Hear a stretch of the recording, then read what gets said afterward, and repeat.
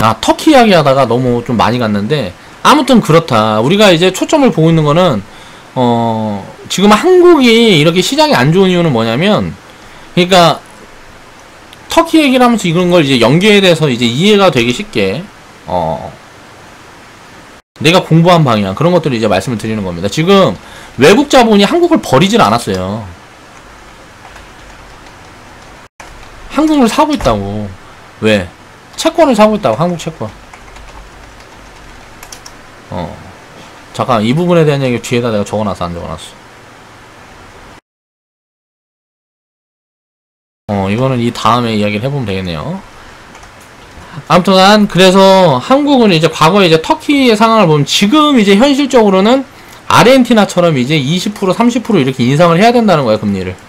20%, 30% 인상하고, 부실기업들 망하고, 그리고 국민들 잠깐 힘들고 이렇게 되면 어떻게 돼요? 지금 대통령은 지지율이 떨어지겠죠. 당장 나 죽이려고 그러는 이 새끼가. 그러면서 지지율 떨어지니까 어떻게 돼요?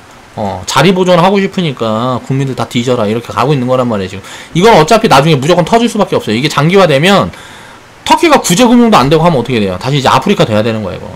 그렇게 될 수 없잖아. 이미 국민들이 이제 사는 지금 환경이 지금 그렇게 돼 있는데, 니네 다시 이제 뭐 가서 물 길러 와갖고 그거 먹고 살고, 가서 쓰레기 주워서 먹고 살고, 이렇게 해라. 그러면 이제 국민들은 말 듣겠냐고. 안 되잖아.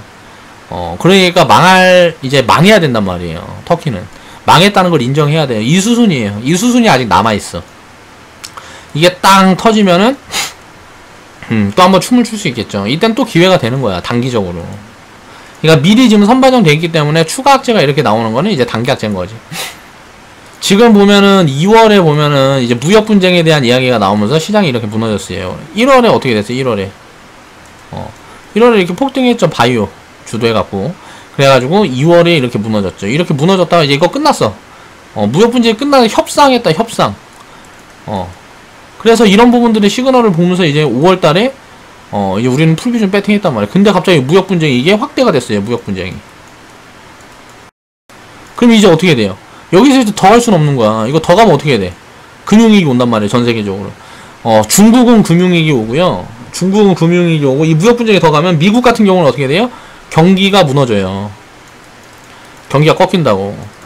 미국은 어떻게 돼요? 연임제라 그러지만 대통령은 5년마다 반복되잖아요. 5년마다 바뀌잖아. 그럼 트럼프가 이제 다시 재집권을 하려고 그러면 무역 분쟁을 끌고 갈 수가 없어요. 트럼프가 근데 에이 씨발 이거 대통령 들어서 못 해먹겠네. 다 뒤져버리자. 이러고 가면 이건 이렇게 될 수 있겠지.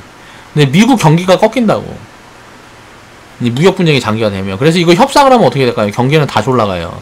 지금 경기가 둔화되는 움직임들이 지금 이미 보여주고 있어요. 그래서 경기 둔화되고 있는데, 이거는 이제 뭐 지금 보면 성장 모멘텀이 없어서 그런 게 아니잖아요. 우리가 봐야 될 거 성장. 이게 뭐 있어요? 4차 산업. 이 모멘텀이 없으면 결국 이거는 4차 산업 다음에 이제 뭐 5차 산업도 나올 거고, 이제 나중에는 뭐 인간들이 일도 안 하고 사는 시대가 될 거고, 다 이렇게 되겠죠. 4차 산업 이외에는 다 그렇게 바뀔 거란 말이야. 모든 게 자동화되고, 인간은 가만히 앉아서 로봇들이 이래가지고 가져다 주는 거. 그런 밥 먹고, 로봇들이 지어준 집에서 살고. 그러니까 돈이 하나도 필요 없는 시대가 만들어지는 게 4차 산업이에요. 근데 이거를 구축하는 동안에 여기에 이제 있는 우리들은 힘들겠죠. 우리 후대는 이제 먹고 사는 걱정은 안 해도 되는 거야. 우리는 이제 먹고 살기 위해 일을 해야 되는 거고. 왜? 이걸 만들어내야 되니까. 그래서 이 경기 둔화를 막으려면 이제 무역 분쟁은 해소가 돼야 된다는 거죠. 그래가지고 풀비중 사인을 내고, 그 자리에서 팔면 이제 다시 사면 무조건 비싸게 사겠다, 이거. 이거보다 더 싸게 살 수 있는 가능성이 없다. 왜? 6월달에 투매가 나왔을 때. 이때 투매 나온 다음에 이 6월 그 자리에 있잖아요, 지금. 이제 움직이기만 기다리고 있는 거예요. 한 2개월 쉬었어요, 2개월. 근데 2개월 쉬었는데 다 죽을라 그러지. 1월달부터 무너졌으니까, 1월. 2월달에 박살나고, 잠깐 반등 들어왔다가 이제 또 무너졌으니까 6월달까지, 7월, 8월까지. 지금 8월이니까 7개월이잖아. 7개월 조정받으니까 이제, 신용 막 줄고요. 개인 신용들 줄고, 이제 반등중 들어오면 이제 투자 그만해야 되겠다. 이런 인식이 확대되고 있단 말이에요. 가만히 있으면 수익이 많이 나는 구간이 조만간 이제 시작될 가능성이 굉장히 높다. 금융위기 오면 어떻게 해요? 금융위기 오면 좀 더 견뎌야 되는 거죠. 이때 되면 어떻게 해야 돼요? 나도 이 일만 하고 있을 수는 없단 말이에요. 왜? 수수료 받고, 뭐 회비 받고 해서, 이제 뭐 가입비 받고 해서 생활이 유지가 돼야 되는데 유지가 안 되니까. 그럼 어떻게 버텨야 돼? 나가서 노가다 하면서 버텨야지. 그렇게 해갖고 이 구간만 버텨내면 어떻게 돼요? 나중에는 지금 여기서 이렇게 돌리면 이건 이제 계좌가 2배에서 5배 뭐 이렇게 불어난단 말이에요. 근데 이게 금융위기처럼 이렇게 되면 여기에서 지금보다 계좌 수익률은 마이너스 10%에서 20% 정도 더 떨어질 거예요. 근데 이게 되돌리면 어떻게 돼요? 이건 이제 5배에서 20배 수익률이 이렇게 불어나는 거예요. 여기서 1년만 더 쉬어주면. 그럼 장기적으로 보면 금융위기가 터지는 게 나서요, 오히려. 근데 그렇게 터질 가능성이 굉장히 희박하기 때문에 이 금융위기가 터질 가능성이 높으면 어떻게 돼요? 지금 나와요. 지금이 만약 버블 구간이다. 버블 구간이다 그러면 터질 가능성이 높아요. 근데 버블 구간이 아니면은 이거는 뭐 지금 자리에서 막 현금화하고 이렇게 할 필요가 없다는 거죠. 그래서 이제 변동금리 이렇게 되면 어떻게 될까? 한국이 IMF 때 생각을 해보세요. 25%대. 나도 자세히 몰라. 내가 완전 애기 때니까. 1998년 뭐 이때인데 이때면은 내가 몇 살이야? 14살 때 14살. 중학교 1학년 때니까. 이때라서 자세한 건 모르는데 아무튼 우리 아버지가 건설업 하시다가 이제 뭐 빌라 짓고 뭐 그런 거 하셨단 말이에요. 그 정리했던 시기가 한 이쯤이 아닌가. 뭐 그런 생각을 합니다. 이전에 괜찮았거든. 막 집값 빠지고. 그래서 이때 이제 변동금리 대출을 이용하는 사람들은 다 망했죠. 그리고 이제 부채가 많은 기업들은 줄도산을 해요. 근데 이렇게 돼야 경제를 살릴 수가 있다는 거예요. 망한 걸 인정을 해야 돼요. 왜냐면은 지금 억지로 몇 가지 잡고 끌고 가고 있는 거란 말이야. 기업들을. 지금 기업하고 막 국민들하고 지금 막 이미 다 망가져서 이제 회생을 하려고 그러면은 다 망해버려야 돼. 근데 지금 생활을 계속 유지시키면서 이거 망한 걸 인정을 하고 있지 않기 때문에 터키는 이건 이제 추가적인 리스크가 나올 수가 있다. 이런 부분이 해소가 될 때까지. 아르헨티나처럼 이렇게 돼버리면 이제 그때는 이제 이거는 언론에서는 이제 뭐 금융위기 뭐 확산 뭐 이렇게 하면서 막 떠들겠지만 그때가 이제 무조건 바닥이 되는 거고. 이렇게 이제 금리를 대폭 끌어올려서 인플레가 15%인데 금리를 20-30% 끌어올리면 어떤 상황이 발생을 하냐면 부채를 안고 있는 게 국민들은 다 망해요. 이건 당연한 거예요. 이제 변동금리를 안고 있는 그 대출을 가지고 있는 기업이나 국민들은 망할 수밖에 없어요. 근데 이제 외국 자본으로 다시 경제는 안정을 찾아가요. 외국 자본이 이제 유입이 계속 된단 말이에요. 왜? 마진을 5%를 주잖아요. 5% 6%를 주잖아. 이렇게 되면 이제 인플레가 잡혀요. 왜? 자산 가치가 하락하니까 이제 국가 자산 가치가 하락한단 말이에요. 그 나라에 있는 집이라든가 뭐 이런 것들이 하락을 해요. 그렇게 되면 자산 가치가 잡으면 이 이익이 늘어난다고 막 이제 10% 15%까지 늘어나겠죠. 그럼 이제 어떻게 될까요? 나중에는 금리를 이제 서서히 줄여가는 거예요. 요런 부분들을 이제 뭐 줄여가겠죠. 빚을 갚으면서. 인플레가 줄어든다는 건 뭐예요? 그러니까 부채가 감소한다는 거죠. 부채가 감소한다는 거예요. 이 부채가 감소하면 어떻게 돼? 다시 이제 재정적으로 여유를 찾게 되는 거지. 그럼 이제 다시 화랑이 올 때까지 한 10년 간다고. 이런 걸 어떻게 알 수 있냐? 경험. 우리나라는 경험한 게 아니고 과거에 다 선진국들이 다 경험을 했던 과정이죠. 우리나라도 경험을 했던 과정이죠. 터키보다 우리나라가 훨씬 선진국이라는 거예요. 그렇기 때문에 이런 경험을 했기 때문에 우리나라가 지금 보면 한국은 외환보유. 이게 외환보유가 뭐예요? 달러를 얼마나 갖고 있냐. 이게 지금 세계 3위에요, 한국은. 그리고 지금 전 세계 OECD 지금 탑, 뭐, 한 10위권이에요, 10위권. 10위에서 한 15위 되겠죠. 전 세계 국가가 몇 개나 있어요? 100개 넘잖아. 근데 상위 10%에 지금 있다고, 한국은. 근데 밸류는 왜 이렇게 낮아? 국민들이 경제인식이 썩어 있어. 기업들만 경제인식이 좋은 거야. 그러니까 이렇게까지 올라온 거지. 그러니까 기업들은 빈부격차가 계속 커지는 거지. 국민들이 경제인식이 답이 없으니까. 기업들은 계속 성장하는데 국민들은 기업의 주인이 되지 못해요. 주식시장은 있는데 기업의 주인이 돼가지고 막 10년, 20년, 30년 동안 기업을 보유하지 못해, 국민들이. 기업은 성장하는데 그 기업을 외국인들이 다 갖고 있는 거지. 그러니까 경제 노예인 거지. 그래서 문제인 거예요. 제가 이런 이제 뭐 유튜브 방송을 하고 지금 이 사업을 시작한 이유 중에 하나는 그런 부분을 조금이라도 개선을 시키면 좋겠다. 국민들의 그런 이제 썩어있는 경제인식을 조금이라도 내가 개선을 시킬 수 있다 그러면 그러려면 어떻게 해야 돼요? 나 망하지 말아야 되겠지. 근데 장기적으로는 망할 수 없어. 주식 투자라는 거를 해서 이거를 예를 들어 주식을 10년을 보면요, 이거는 안전자산이라고 봐요. 저는 안전자산. 주식이 위험하다는 건 뭐예요? 단기. 이걸 투기로 접근하기 때문에 이게 위험한 거예요. 이게 뭐 10년, 5년 이렇게 보면 주식은 안전자산이에요.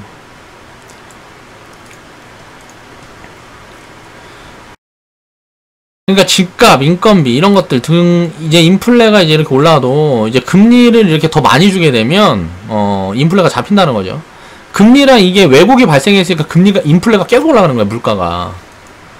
이 왜곡을 잡아야 이제 물가가 안정이 된다는 거죠. 그렇게 되려면 그러면 어떻게 돼요? 지금 부채가 있는 부분들은 어느 정도 털고 가야 된다는 거예요. 턴다는 건 뭐예요? 망하면 어떻게 해야 돼? 줄 사람이 없으니까. 이 리스크가 이제 현실화 되는 거죠. 리스크 현실화. 이미 망해 있어. 이미 망해 있다고. 이미 망해 있는데 이 망한 걸 인정하지 않는 거야. 왜? 빚을 계속 끌어안고 있으니까. 빚을 빵 터트려 버리면 어떻게 돼요? 뭐 자살을 하든지 아니면 뭐 이제 어떻게 살 수 있게 뭔가 나라에서 무슨 뭐 제도를 만들어 주든지 해가지고 부채를 탕감받는다든가 하면 어떻게 돼? 그 돈을 빌려준대. 거기에서 이제 손실을 감당을 하게 되겠죠. 그러면 돈을 빌려준 것도 같이 망하겠죠. 그래서 이런 부실화에 대해서 지금 터키 문제는 리스크를 보고 있는 겁니다. 그래서 스페인하고 이제 이탈리아, 이게 이 터키에다 빌려준 돈을 감당할 수 있냐. 이게 만약에 터키가 이제 디폴트가 나면 이제 망하게 되면 이게 디폴트가 나서 망하게 되면 스페인하고 이탈리아는 이제 터키에다 돈 빌려준 게 이제 휴지 조각이 되잖아요. 그럼 이 휴지 조각이 이렇게 되면 그 빌려준 돈을 이제 스페인하고 이탈리아에서 감당을 할 수 있냐. 근데 이제 이 비중이 얼마 안 된다 그래요. 그래갖고 터키가 망해도 스페인이나 이제 이탈리아 전체적으로는 뭐 단기적인 조금의 리스크는 있겠지만, 왜? 사람들이 이제 겁을 먹으니까 있겠지만 이제 뭐 그 부분이 이제 큰 부분은 아니다, 뭐 이런 이야기가 있는 거고. 근데 이제 이게 지금 계속 장기화돼서 이게 확대되면 이제 문제가 되겠죠. 이걸 터뜨리려면 빨리 터뜨려야지. 아니면은 이제 이거를 이제 감수하면서 계속 빚을 빨리 갚아야죠. 그래서 이렇게 되면 결국은 이제 자산을 가진 사람들은 뭐 부동산이고 뭐 이런 걸 가진 사람들은 전부 손해잖아. 자산을 갖고 있으면 손해란 말이야. 이렇게 거꾸로 돼 있어. 거꾸로 돼 있으면 어떻게 해야 돼? 빚을 갖고 있는 사람이 이득이야. 빚을 갖고 있으면 이득이에요. 근데 이제 인플레보다 금리가 높으면 어때요? 이제 빚을 지고 있으면 손해야. 그럼 이제 빚이 자연히 이제 줄어드는 거죠. 그러니까 현금을 갖고 있는다고 이 현금을 지폐로 갖고 있는다는 소리가 아니에요. 지폐로 갖고 있는다는 소리가 아니고 지폐로 갖고 있으면 계속 손해지. 그거를 받아서 바로 딴 걸 사는 거지. 다른 자산을 사는 거지. 터키 돈이 아닌 다른 돈을 바로 사는 거지. 이런 게 이제 이렇게 되면 이런 게 늘어나서 이제 외화자본 유출을 막을 수가 있다. 그렇게 해서 우리나라가 과거에 IMF를 이겨낸 거다. 결국은 IMF 때 국민들이 개고생하면서 노예짓거리 해갖고 이거 이겨낸 거예요. 빚을 갚은 거죠. 그러면서 이 과정에서 이제 부의 재편이 계속 일어나요. 이런 상황이 올 때. 빚을 많이 지고 있고 부자가 돼 있던 사람들은 부자가 돼 있는 사람들 중에 빚을 많이 진 사람들은 다 망한단 말이야. 자기 돈 다 뺏기고 없는 돈은 어쩔 수 없이 또 다른 데서 이제 충당을 하고. 그럼 빚이 아예 없던 사람들, 누가 돈을 빌려주지가 않아. 빚을 많이 갖고 있는 사람들은 뭐야? 있는 사람들이 빚을 많이 갖고 있어요. 없는 사람들은 돈을 빌려주지가 않아서 빚을 많이 지고 싶어도 지질 못해요. 그래서 없는 사람들이 노력하면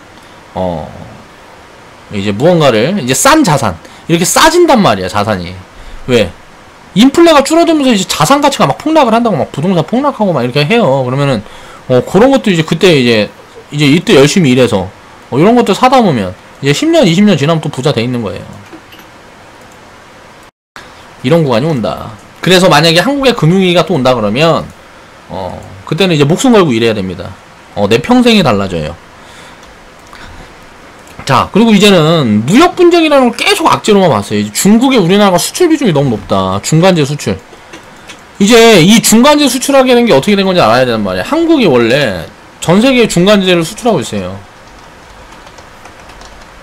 근데 이제 중국이 덩어리가 크단 말이에요. 그래서 야 니네 그렇게 피곤하게 그렇게 하지 말고 우리나라에만 중국에서 중국왈 그냥 우리한테만 해. 그러니까 한국에서 우리가 우리한테만 하면 돈 더 줄게. 야 가깝고 뭐하고 하는데 뭐하려고 딴 데다가 이제 물류비 많이 들이면 거의 다 수출을 해. 그냥 우리나라에다만 해. 우리나라에다 하면 니네가 더 이득이야. 그러니까 이게 이제 비중이 높아진 거죠. 이게 이렇게 되니까 비중이 높아졌단 말이에요. 중국 수출 비중이 높아졌어. 근데 이제 무역 분쟁으로 중국이랑 미국이랑 이제 맞짱 뜨면서 요런 부분들이 리스크가 되는 거예요. 한국에서 이제 미국, 중국 이제 수출, 한국 수출. 그러면은 이거 중에 이제 한 30%에서 50%는 지금 미국, 중국에서 한단 말이야. 이 비중이 너무 크잖아. 이 비중이 너무 크니까 결국은 이 절반. 절반이면 뭐야? 25%죠?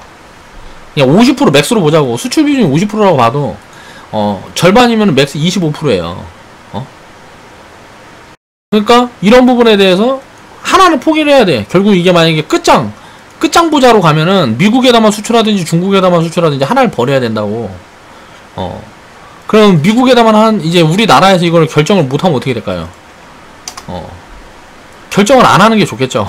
한쪽에다만 되면 얘네는 이제 악감정 생기고 중국 편 들면 미국에다만 악감정 생길 거 아니야. 그러니까 최대한 딜레이 시켜야지. 이 둘이 합의를 할 수 있게끔 결국은 언젠가는 합의가 진행이 될 거니까 협상이 진행되게끔 하면서 이제 시간을 끌고 있는 거죠.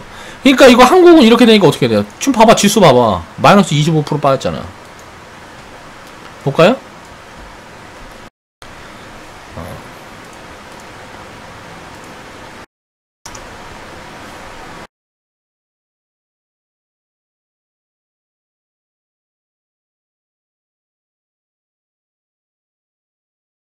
꼭대기가 2600포인트였으니까 지금 2300포인트잖아. 그러면 어떻게 돼?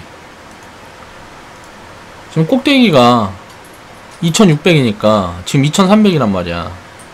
그럼 한 15% 되겠네. 지금 빠진 게 이제 마이너스 한 15% 되잖아요. 그쵸? 여기 꼭대기에서 요만큼 빠졌으니까 마이너스 한 15%쯤 됐겠네. 뭐 15%.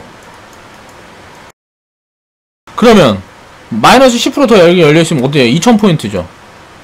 2000포인트 오면 지금 2200포인트니까 한 2000포인트 금방 되잖아. 마이너스 10% 더 빠지면. 그럼 금융위기 와도 마이너스 10% 마무리 된단 말이야. 이런 것들이 딱 보인다고. 절대 주가가 뭐 빠지는데 이유도 없이 빠지고 뭐하고 하는 것 같지만 이런 것들이 다 어떻게 보면 수치화돼서 정확하게 딱 그렇게 나타나요. 지금 한국 보면은 GDP가 얼마예요? GDP가 이제 뭐 3만 뭐 이렇게 가고 있죠. 그러면 어떻게 코스피 3000포인트 이게 딱딱딱딱 그렇게 맞게끔 이렇게 가고 있는데 그 안에서 이제 코스피 3000포인트면 이 코스피 안에 종목이 이제 뭐 한 800개 있단 말이에요. 800개. 이 800개 종목이 어떤 게 올랐다가 이게 올랐다 저게 올랐다 저게 올랐다 하면서 이렇게 성장을 해가는 거야. 그래서 이렇게 맞춰지는 거야. 그렇다 보니까 사람들이 그런 것들만 맨날 찾아내려고 뭐하고 하다 보니까 지쳐서 장기 투자를 못하는 거지. 그 시장에서 다 떠나면 10년 지나서 이제 딱 봐. 야, 씨발, 삼성전자 내가 그때, 4만원에서 32,000원에 내가 씨발 주식 다시나 난다 그러면서 욕하고 내가 삼성전자 팔고 고안 뒀는데, 이게 뭐 20년 지나갖고 보니까, 와, 200만원, 300만원 가 있네. 이렇게 된다고요.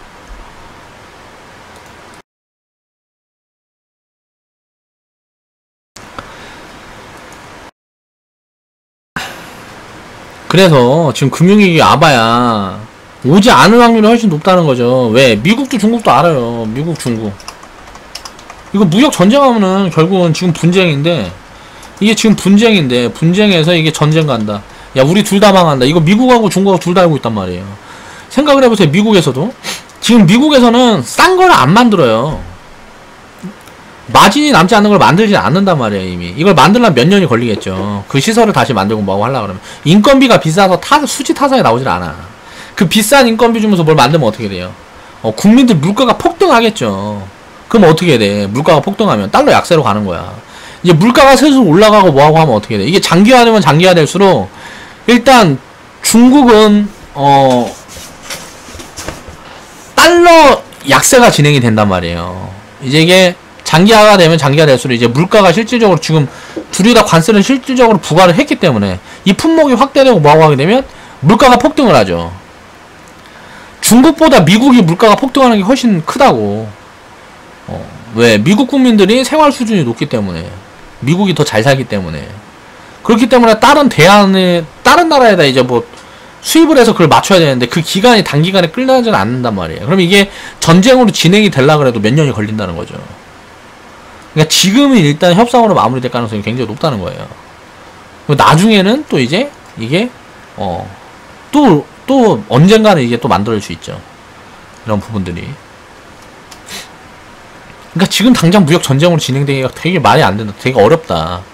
한 뭐 돼봐야 대충 협상한 다음에 한 2, 3년 후나. 그러니까 수입처를 다변화하는 거죠. 중국에서 가져오는 비중이 너무 커요, 미국도. 그러니까 지금 뭐 무역 적자가 만약에 뭐 예를 들어서 5천억을 갖고 온다는데 5천억을 전 세계 다른 나라에서 갖고 오려고 그러면 그게 무슨 뭐 협상하고 뭐하고 하는 게 하루 이틀에 되는 게 아니잖아요. 몇 개월 걸리고 한 개씩 뭐 이렇게 품목을 이렇게 해가지고 물가 안정을 잡아놓고 때려야 될 거 아니야. 그러니까 그 기간이 굉장히 오래 걸린다고. 그동안 국민들하고 뭐 기업들은 굉장히 힘들어지겠죠. 당장 물가가 올라가고 하니까. 그런 부분들은 이미 지표상으로 지금 나타나고 있다. 중국은 결국은 이제 지금 중국 내에서도 이거 지금 이러다 이거 큰일 나는 거 아니냐. 왜? 중국 증시 계속 박살나고 뭐 하고 있으니까. 그러니까 그런 부분들이 이제 부각이 되고 있고, 또 미국에서 가장 중요한 건 뭐예요? 증시를 안 볼 수가 없어요. 미국은 증시를 가장 중요시하는 나라입니다. 전 세계에서. 국민들 미국 자본 중에 50%는 주식에 있어요. 전 세계에서 주식을 가장 많이 하는 나라가 미국이에요. 정책적으로도 이렇게 만들어 놨기 때문에 미국이 크게 성장할 수 있었던 거고. 그런데 이게 무역 분쟁이 장기화되고 뭐하고 하면 천천히 빠지는 게 아니고 버블이 붕괴되는 수준이 가버리면 미국은 죽어버린다고. 경기 둔화 오는 거예요, 바로. 패권이 또 바로 넘어가 버린다고. 그러니까 이런 부분들이 여러 가지가 얽히고 설켜 있기 때문에 이게 쉽지 않아요. 그리고 실질적으로 무역 전쟁이 진행이 된다 그래도 장기화 될 수가 없어요. 서로 이 무역 전쟁 때문에 또 이제 혜택을 보는 국가가 생길 거고, 혜택을 보는 기업들이 생기고, 계속 이게 반복되면서 이게 뭐 좋았다 나빴다 이게 반복이 되면서 경제라는 건 계속 우상향을 한다는 거죠. 그러니까 실질적으로 보니까 이게 무역 분쟁이라는 게 이게 정말 우리한테 이게 악재가 많냐, 확실하게. 예를 들어서 미국, 중국이랑 만약에 무역 전쟁을 시작했다. 그래서 둘 중에 하나만 무조건 선택해야 된다. 한국은 둘 중 하나. 이걸 선택을 해야 돼. 그러면 수출비 중에 큰 데를 선택을 해야 될 거 아니에요. 미국을 버리든 중국을 버리든 하나를 버려야 된단 말이야. 그러면 예를 들어서 중국에 손을 들면 어떻게 돼요? 중국 관련 기업들이 이제 굉장히 호재가 되는 거죠. 그리고 미국이랑 이제 두터워지면 어떻게 돼? 미국 관련되어 있는 기업들이 이제 호재를 크게 보는 거지. 근데 이 우리나라 대기업들은 어때요? 미국에도 있고 중국에도 있잖아요. 생산기지나 뭐 이런 것들이. 그러면 어떻게 되겠어요? 미국에서 압박을 받는, 미국에 있는 생산기지 다 빼서 중국으로 옮기든지 뭐 하든지 할 거고, 중국에서도 마찬가지 뭐 그렇게 될 거고, 중국으로 이게 뭐 한 곳으로 옮기는 게 아니고 딴 데로 뭐 퍼뜨리든지 뭐 하든지 할 거 아니에요. 그러면 대기업들은 그 당시에는 힘들겠죠. 그러니까 이게 만약에 진짜 전쟁이 나면 이제 그걸 봐야 되는 거예요. 우리나라가 어느 쪽에 줄을 탔는지를 보고 이제 투자 포인트를, 예를 들어서 우리나라가 막 중국에 줄 타버렸다, 아니면 미국에 줄 타버렸다. 미국에 줄을 타겠죠. 이제 뭐 지정학적인 뭐 이제 뭐 우방국이고, 중국보다는 이제 북한이 중국의 우방국이고, 그러면 이제 만약에 이렇게 전쟁으로 벗어나면은 어떻게 될까요? 북한은 중국, 이제 한국은 미국, 이렇게 탈 가능성이 굉장히 높단 말이에요. 그러니까 그렇게 되게 되면, 이게 진짜 전쟁이 되면 이거는 진짜 전쟁보다 더 무서운 거예요. 이게 되면 진짜 전쟁이 일어날 수도 있고, 이렇게 되면 이제 그러면 이제 진짜 이게 시작이 되면 미국이랑 안 좋은 이란은 이제 중국이랑 붙어 먹을 거고, 유럽이랑 미국이랑 붙어 먹을, 이렇게 되는 거예요. 이제 미국, 유럽, 이란, 중국. 이란, 중국이 이제 인구수로는 이제 뭐 엄청나단 말이에요. 그러니까 내수 시장이 앞으로 성장력이 훨씬 커요. 이 전쟁이 진짜 일어나면 미국, 유럽이 아니고 이란, 중국이 장기적으로 성장을 할 거. 나는 이길 거라고 보는 거예요. 장기적으로. 20년 뭐 이렇게 지나고 보면. 미국이 안 하고 유럽이 안 되지. 인구수로 딸리니까. 기업들한테 뭐가 좋겠어요. 경제가 이란하고 중국이 올라갈 폭이 훨씬 크잖아요. 미국하고 유럽보다. 왜? 유럽 같은 데는 어때요? 막 복지 같은 거 잘 돼 있고 뭐하고 하니까 기업들은 재미가 없어. 사실 별로. 물론 산업군에 따라 다르겠지만 이란이랑 중국은 그런 게 제대로 안 돼 있기 때문에 성장 가능성이 있는 거예요. 한국은 왜 투자를 할 가능성이 있을까요? 한국은 경제인식이 개파이다. OECD, 야, 우리가 지금 OECD 뭐 10인데, 예를 들어서 OECD 10이에요. 근데 주가 수준은, 밸류 수준은, OECD 뭐 20위도 안 될 거라고. 뭐 30위도 안 될 거야.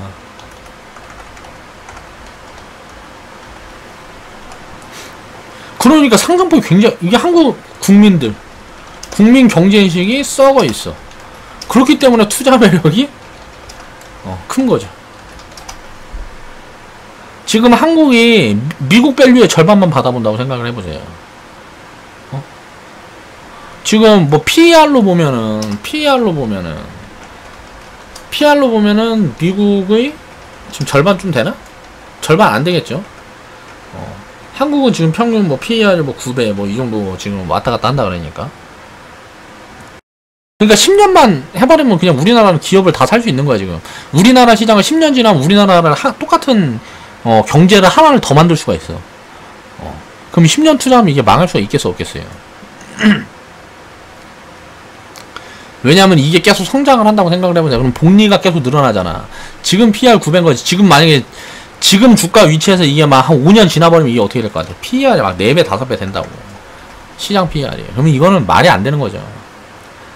그렇기 때문에 성장을 지금 이제 한국은 잠깐 둔화됐기 때문에 지금 외주 자본이 안 들어오는 거다. 그렇게 생각을 해야 된다는 거죠. 그래서 한국의 위치를 정확히 알아야 된다. 그게 요지인데, 또 이런저런 얘기하면서 지금 혼란만 가요. 지금까지 얘기했던 거 다 잊어먹어. 내가 영상을 편집할 시간은 없으니까, 버릴 건 다 버리고 들으란 말이에요. 제가 하는 말은 항상. 자, 무역 분쟁에 대한 리스크 요인만 부각이 되고 있는데 사실 호재도 숨겨진 호재도 더 많다. 호재는 다 묻히고 리스크만 부각을 된 거예요. 툼에 폭락 나오면서 전체가 다 빠졌잖아요. 이 중에 이제 호재 이걸 갖고 있는 이제 호재라는 것도 악재 호재 뭐 이야기를 하는데 이걸 갖고 있는 기업들 그런 것들 사야 돼. 악재가 없는데 빠진 거. 이 악재가 없는데 빠진 거. 악재라는 게 없는데 빠진 거. 요런 것들을 잘 찾아보세요. 그러면 좋은 결과를 만들 수가 있다, 지금 구간에서. 그러니까 리스크 요인만 부각되고 있는데 실상 들여다보니까 이게 과연 악재인가 의문을 가질 만한 구간이라는 거죠, 지금은. 그러니까 무역 분쟁으로 이득을 볼 것도 굉장히 많다는 거예요, 한국이. 자, 그래서 한국은 지금 보면 달러 보율이 전 세계에서 3위에서 5위 정도 됩니다. 이거는 지금 무역 분쟁이 장기가 만약에 패권이 뭐 달러가 이동을 해버린다. 그럼 우리나라는 굉장히 큰 리스크예요. 미국의 패권이 지금 보면은 기축통화로 되어 있는데 이 달러가 기축통화가 바뀌어버린다. 나중에 뭐 미국이 무역 흑자를 본다. 그러면 이제 한국에는 투자 매력이 없어요. 왜? 달러를 너무 많이 갖고 있으니까. 기축통화가 바뀌어버리면 자산을 바꿔야 될 거 아니야. 물론 우리나라도 그런 거에 대응을 하겠지만 이게 뭐 그때 정치 만약에 그때 국가를 운영하고 있는 정치인들이 좀 멍청하거나 하면은 그런 부분에 대응이 늦겠죠. 그렇게 되면 또 이제 리스크 요인이 나올 수가 있다. 그런 부분들을 이제 살펴야 된다. 왜? 미국은 성장을 계속 하려면 신기술을 계속 성장을 시켜야 된단 말이에요. 그러니까 그런 부분들이 도태되는 순간이 나올 수가 있죠, 언젠가는. 그런 부분들이 만약에 만들어지면 또 새로 그게 부상이 되는 그런 국가들, 그런 데를 봐야 된다는 거죠. 지금 한국 통화도 굉장히 지금 안전자산으로 이래서 평가를 받고 있는 거예요. 왜? 달러를 많이 들고 있으니까.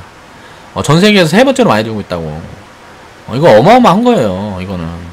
그래서 안전자산이라 보고 있으니까 한국 채권을 지금 대량 매입하고 있는 거예요. 이거는 사람들이 이렇게 생각할 수도 있어요. 주식에서 지금 채권으로 이동하는 거 아니냐.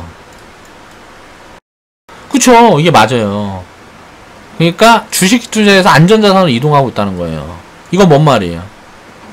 그만큼 싸지고 있다는 거죠. 사람들이 지금 불안감을 느끼고 있기 때문에 지금이 투자 적기라는 거예요. 그러면 이제 이게 채권에서 갑자기 이게 주식으로 오면서 갑자기 주식이 버블을 확 켜서